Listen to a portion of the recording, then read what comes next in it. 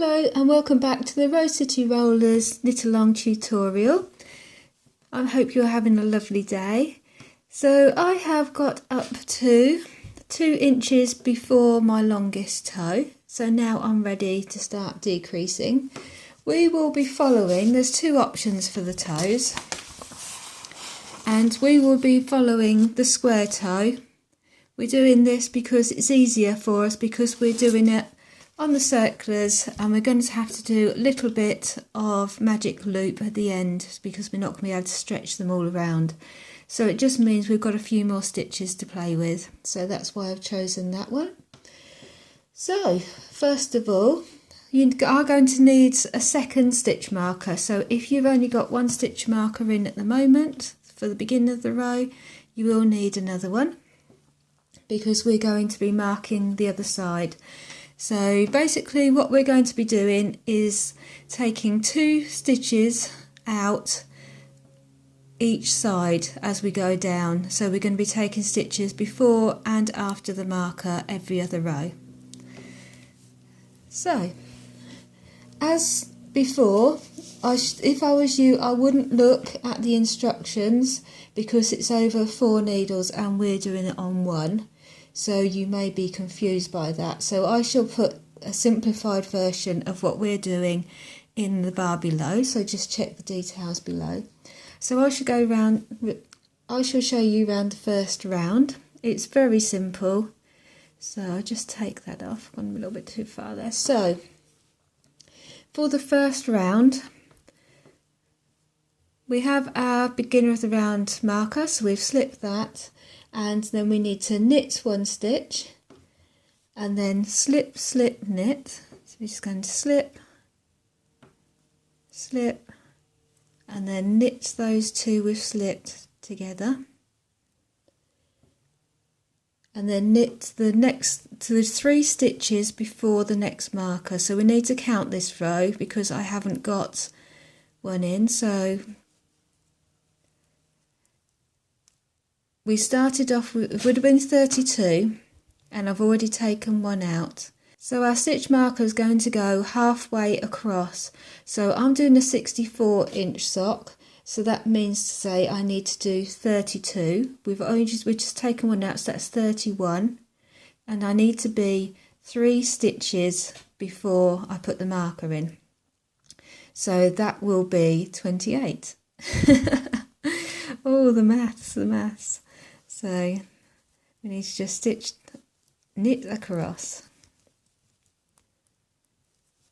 Once we got that marker in, then we'll be fine. As I say, if you've still got your marker in from when you were doing the decreases for the heel, those gusset stitches, then you'll be fine. But if you're like me and you took them out, then we just need to go across.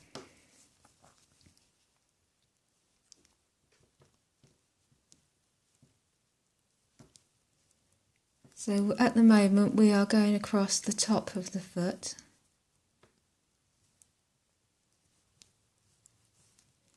Just have a count up.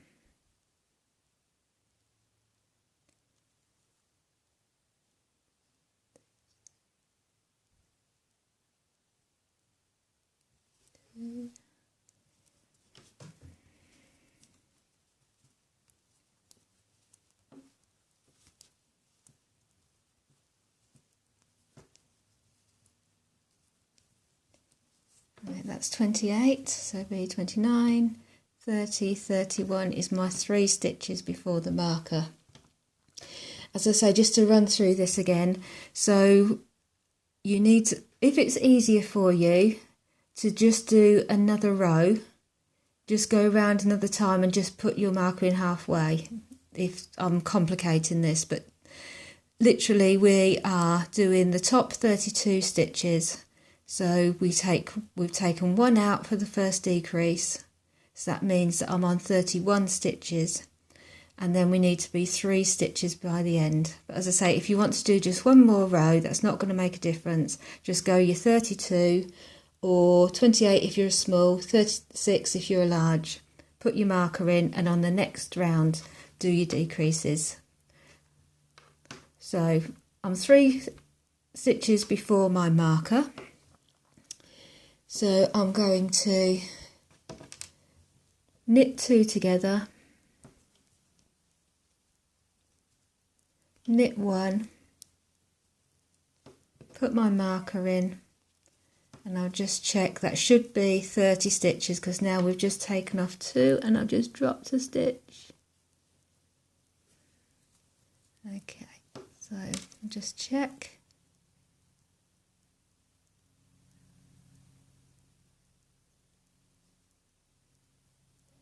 28, 30. So I've got 30 stitches on there after doing 2 decreases. So now we've slipped our marker and we've got to knit 1 and then slip, slip, knit those 2 together and then carry on to 3 before the marker. So every single time it's 3 before the marker.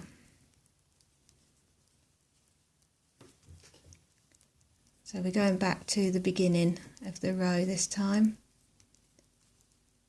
So as I say, you're doing it 4 times on the decrease, which takes out 4 stitches, 1 stitch each side of each marker.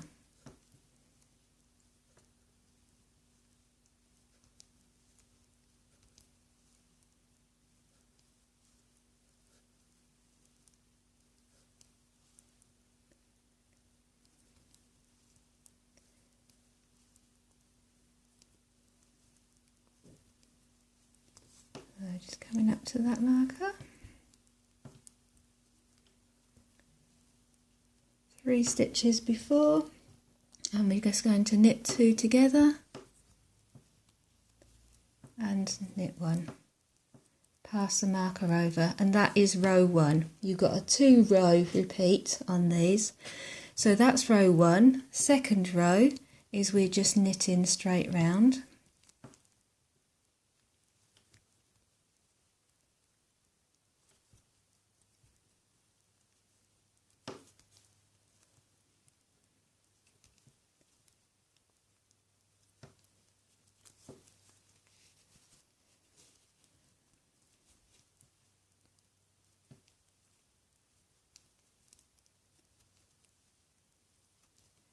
So how are you liking these Shortie socks? Let me know in the comments below. Do you think you'll be knitting more of these, or do you like knitting the other ones better? And what member of your family are you knitting them for?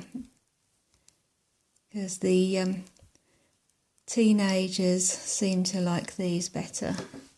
So I wonder if you're knitting them for other members of the family instead of yourself this time.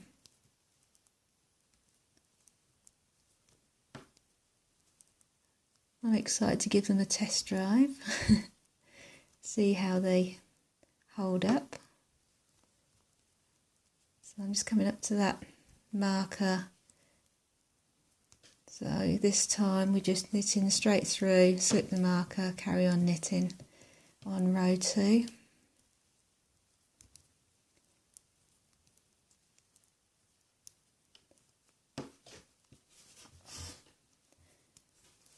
I shall do one more row of the decrease because I think I overcomplicated it the first time. So we just run through the one more, then as I say, the details are below, easy to follow.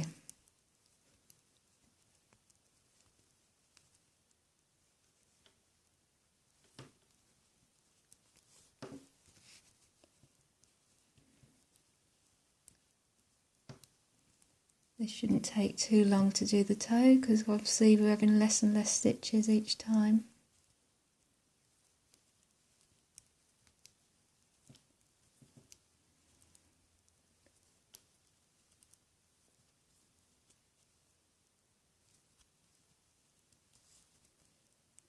So coming up to that beginning of the row, so this time because it's just a plain knit row, we just knit straight up to the marker and pass it over.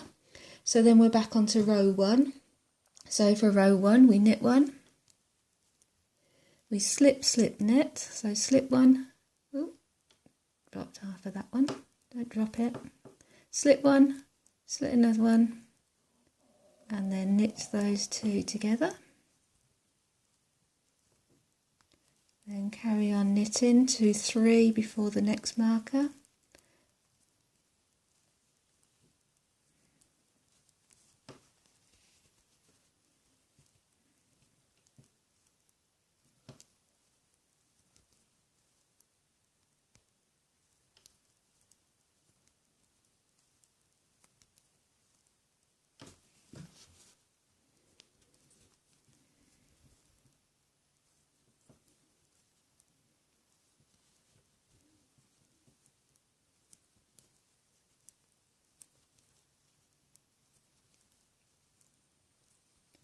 Also, let me know what you feel about this setup. I've recording it in a slightly different area this time, and I'm hoping it's clearer for you, so let me know what it's like on what you're watching it on, because obviously we all watch things on different equipment. So does this work for you, this setup?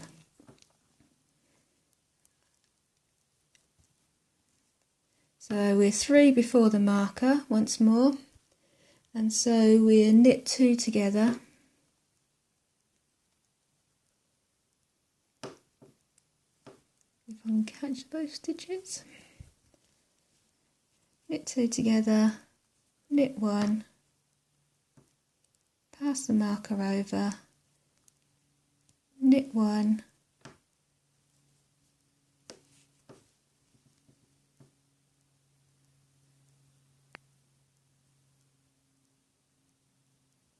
slip, slip, knit,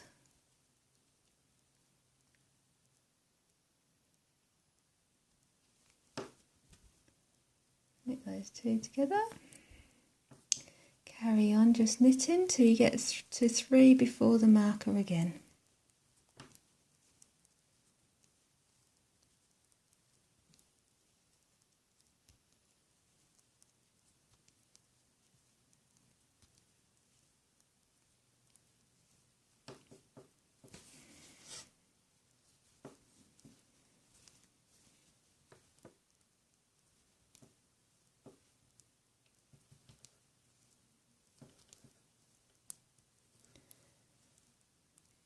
As I say, as we get closer to the actual end of the toes, then it's going to get very tight with the stitching, so we're going to be doing magic loop. So what I should do for the next video, so I'm not showing you all of this when you don't need to see it, for the next video I shall just do a couple of rows of magic loop if you're struggling, don't know how to do that, and then we'll do the Kitchener. So if you know how to do those, you won't need to watch that next video, but if you want to know how to do the Kitchener stitch to close up the end of the toes, then I'll be doing that in the next video, and also the magic loop. So we're coming up to 3 before the beginning of the row again, so we want to knit 2 together,